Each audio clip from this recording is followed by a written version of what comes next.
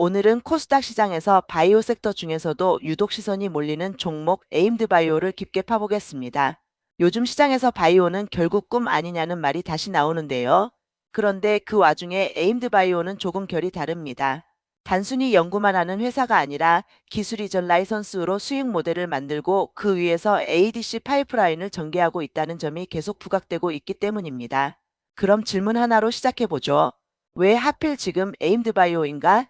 이 질문의 답은 크게 네 갈래로 갈립니다. 첫째, 회사가 무엇을 하는지 정체성. 둘째, ADC라는 시장이 왜 뜨거운지 산업의 방향. 셋째, 최근 공시 이슈가 무엇인지 단기 트리거. 넷째, 리스크가 무엇인지 상승 스토리의 반대편. 오늘은 이 네 갈래를 엮어서 이 종목을 볼 때 무엇을 봐야 하는지를 정리해 보겠습니다. 1. 에임드 바이오는 어떤 회사인가?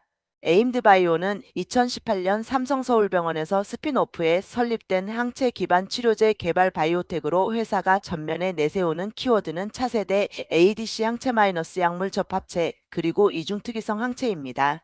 여기서 ADC를 아주 쉽게 말하면 정밀 유도 미사일 같은 항암제로 자주 비유됩니다. 항체가 표적을 찾아가고 그 표적에 도착하면 독성 페이로드가 작동해 암세포를 공격하는 구조죠. 회사도 ADC를 이런 취지로 설명합니다. 중요한 건 이 회사의 스토리가 연구만 하는 바이오가 아니라는 점입니다. 시장에서는 에임드 바이오를 기술 이전 성과가 반복적으로 언급되는 바이오로 묶어 말하는 기사들이 꽤 있습니다. 왜 ADC인가? ADC는 바이오 투자에서 오랫동안 반복되는 단어였지만 최근엔 유행 수준이 아니라 글로벌 빅파마들이 실제로 대형 계약을 만들어내는 구간으로 들어왔다는 평가가 많습니다. 그래서 ADC는 항암제의 끝판왕 같은 표현까지 등장하곤 하죠. 그렇다면 투자자 입장에서 핵심 질문은 이겁니다. ADC를 한다는 회사는 많은데 에임드 바이오는 뭐가 다른가? 여기서 시장이 주목하는 포인트는 보통 두 가지로 갈립니다. 플랫폼 기술 조합 항체 마이너스 링커 마이너스 페이로드의 완성도, 기술 이전 파트너링으로 검증을 받았는가? 그리고 에임드 바이오 관련 뉴스가 계속 붙는 구간이 바로 파트너링 기술 이전 쪽입니다. 3. 핵심 공시 이슈 1. AMB303 SK 플라즈마 옵션 행사 기술료 수령 예정. 이건 공시로도 잡힌 이벤트라서 오늘 영상에서 가장 먼저 짚고 가야 합니다. 에임드 바이오는 SK 플라즈마가 AMB303 관련 라이선스인 옵션을 행사했고 이에 따라 옵션 행사 기술료를 수령할 예정이라고 공시했습니다. 다만 수령 금액은 비공개로 되어 있습니다. 공시의 포인트는 여기입니다. 옵션 행사라는 말은 쉽게 말해 파트너가 해볼 만하다고 판단해 다음 단계로 들어갔다는 신호로 해석될 수 있습니다. 기술료 금액은 비공개지만 공시에는 2024년 연결 기준 영업수익 약 118억 원의 10% 이상에 해당한다고 기재되어 공시 의무가 발생한 것으로 알려졌습니다. 계약의 주요 내용은 AMB303 파이프라인 연구개발 및 상용화를 위한 공동개발 라이선스 계약 옵션 행사 시 공동상업화 권리 부여 계약 지역 전 세계 계약 체결일 2025년 5월 30일 종료는 합의 종결 시까지로 정리됩니다. 그리고 AMB303 자체도 기사에서 반복해서 설명되는 포인트가 있습니다. AMB303은 ROR리를 타깃으로 하는 ADC로 알려져 있고 다양한 암종에서 과발현되는 항원이라는 설명이 붙습니다. 또 한 가지, 바이오 스펙테이터 보도에서는 AMB303이 티오필 저해제 페이로드 AMB401을 적용한 후보물질이고 일부 기술적 스펙 DAR 등이 언급됩니다. 여기서 투자자 입장에서 체크해야 하는 질문이 생깁니다. 옵션 행사가 매출로 바로 찍히는가? 기술료는 수익으로 잡히는 방식이 케이스마다 달라서 공시재무 반영 시점을 확인해야 합니다. 옵션 행사 이후 임상은 누가 어떻게 끌고 가는가?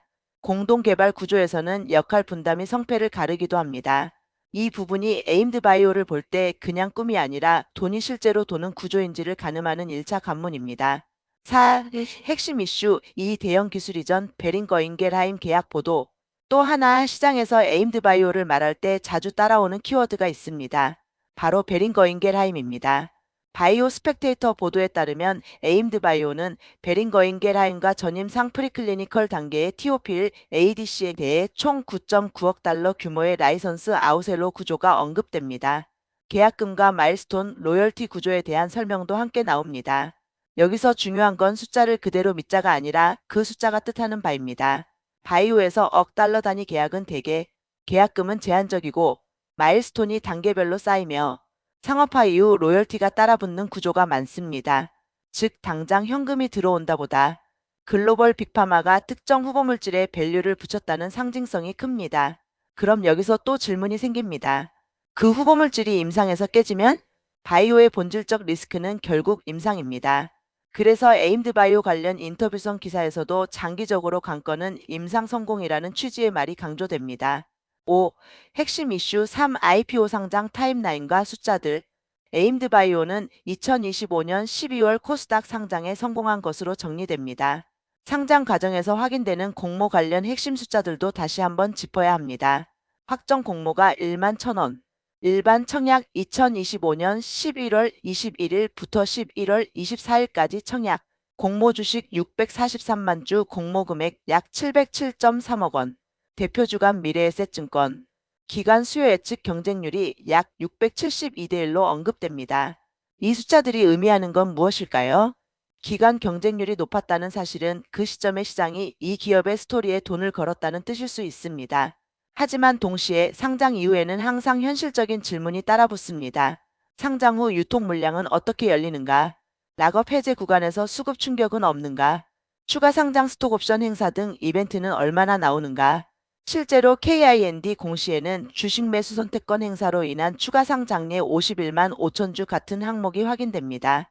이런 이벤트는 기업이 나쁘다가 아니라 수급을 체크해야 하는 이유입니다. 바이오 종목은 기대감으로 급등할 때 수급 이벤트가 겹치면 변동성이 훨씬 커지기 때문입니다. 6. 핵심 이슈 4. 2026년 2월 말 주가 급등의 직접 트리거 코스닥 150 특례 편입. 그리고 바로 지금의 단기 모멘텀으로 가장 큰 건 이거였습니다. 한국거래소가 에임드바이오를 코스닥 150 등 지수에 특례 편입한다고 밝혔고 구성 종목 변경 적용일이 2026년 3월 13일로 언급됩니다. 이 뉴스 이후 실제로 시장에서는 지수 추종 자금 유입 기대라는 해석이 붙으면서 주가가 크게 움직였다는 보도가 나옵니다. 또 연합뉴스에서는 2026년 2월 26일 애프터마켓에서 10%대 급등이 보도됩니다. 여기서 체크포인트는 두 가지입니다. 첫째, 지수 편입은 호재일 수 있지만 동시에 기계적인 수급 이벤트이기도 합니다. 즉, 뉴스가 나온 당일의 급등과 실제 편입일 전후의 흐름은 다를 수 있습니다. 둘째, 바이오 섹터는 특히 호재는 빠르게 반영되고 검증은 느리게 온다. 이 패턴이 자주 나옵니다. 그래서 지금 구간에서 투자자들이 던져야 할 질문은 이겁니다. 지수 편입으로 오른 가격이 실적 임상 기술 이전으로 정당화되는가? 아니면 수급 이벤트로 가열된 구간인가? 7. 에임드바이오를 볼 때 진짜 중요한 6가지 체크리스트. 여기부터는 실제로 종목을 분석할 때 뉴스를 넘어봐야 하는 핵심 포인트입니다. 1. 기술료 수령의 실체 AMB303 기술료가 재무에 어떻게 찍히나? 옵션 행사 기술료는 공시로 확인됐습니다. 그런데 시장은 늘 다음을 확인합니다. 수령 시점, 수익 인식 방식, 단발성인지 반복 가능한 구조인지. 바이오에서 한번 들어온 돈은 주가를 점프시킬 수 있지만 반복 가능한 돈만이 밸류를 바꿉니다. 이 파이프라인의 단계, 베링거인게라임 딜은 전임상 단계 언급이 포함됩니다. 즉, 임상 데이터가 쌓이는 과정에서 리스크가 큽니다. 여기서 시장이 좋아하는 그림은 임상 진입, 초기 안전성 효능 시그널, 추가 파트너링, 마일스톤 현실화, 이 순서입니다. 3. 공동개발 구조의 이해, SK 플라즈마와는 공동개발 및 상업화 권리 구조가 언급됩니다. 이럴 때는 내가 갖는 몫이 중요합니다. 공동개발은 리스크 분산이 장점이지만 반대로 말하면 성과의 배분도 나뉩니다. 4. 지수 편입 이후의 수급, 지수 편입은 강한 이벤트지만 날짜가 중요합니다. 적용일이 따로 언급됩니다.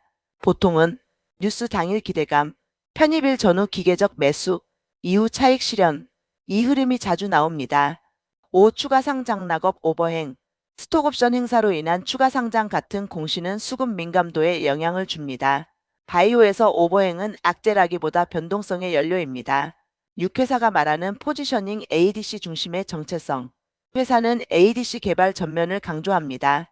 즉, 결국 핵심은 ADC에서 임상적으로 의미 있는 데이터가 나오느냐입니다. 8. 단기 시나리오와 중기 시나리오. 이제 시장의 시간을 두 개로 나눠보겠습니다. 단기 지금부터 2026년 3월 중순 전후. 키워드는 딱 하나입니다. 코스닥 150 편입 수급. 단기적으로는 뉴스로 한번 흔들리고 편입일 전후로 또 흔들리고 그 다음엔 실적 공시 임상이 없으면 힘이 빠질 수도 있습니다. 즉 단기는 수급이 주도할 가능성이 큽니다. 중기 그 다음 중기는 다시 바이오 본질로 돌아갑니다. 기술료가 실제로 찍히는지, 추가 기술 이전이 있는지, 파이프라인의 임상 진입 및 데이터가 나오는지, 파트너사의 속도가 빨라지는지, 특히 에임드바이오가 기술 이전만으로도 일정 수준의 수익 모델을 만들어 왔다는 취지의 인터뷰성 보도 흐름이 있는 만큼 시장은 다음 계약 또는 임상 데이터를 기다리게 됩니다. 9. 리스크를 정면으로 말해보자. 바이오에서 리스크를 빼면 분석이 아니라 홍보가 됩니다. 그래서 여기서는 리스크를 딱 5개로 정리하겠습니다. 임상 실패 리스크. 바이오는 임상에서 뒤집힙니다. 전임상 강력 효능은 출발점이지 결론이 아닙니다. 기술 이전 계약의 숫자 착시. 억 달러 계약은 대부분 마일스톤 포함입니다. 현금 흐름이 어떻게 들어오는지 어느 단계에서 들어오는지 확인이 필요합니다. 수급 리스크. 지수 편입은 강한 재료지만 그 자체로 가열을 만들기도 합니다. 오버행 리스크. 추가 상장 공시처럼 물량 관련 이벤트는 언제든 변동성을 키울 수 있습니다. 바이오 섹터 전체의 투자 심리. 바이오는 금리 위험 선호 정책 수급에 따라 섹터 전체가 얼었다 녹았다 합니다. 종목이 좋아도 섹터가 얼면 수급이 마릅니다. 10. 결론 에임드바이오를 한 문장으로 정리하면 에임드바이오는 ADC라는 뜨거운 전장 한복판에서 파트너링과 기술 이전으로 검증의 힌트를 보여주고 있고 단기적으로는 지수 편입 수급이 강하게 붙어있는 종목. 이렇게 정리할 수 있습니다. 하지만 동시에 결국은 임상 데이터가 회사를 완성시키는 종목이기도 합니다. 그래서 지금은 두 개의 시간이 겹치는 구간입니다. 단기시간 지수 편입 수급, 중기시간 기술료 수령의 재무 반영 추가 기술 이전 임상 진전. 여기서 마지막 질문 하나만 던지고 마무리하겠습니다. 에임드바이오가 지금의 관심을 지속적인 스토리로 바꿀 수 있을까? 그 답은 결국 다음 공시와 다음 데이터가 가져올 겁니다.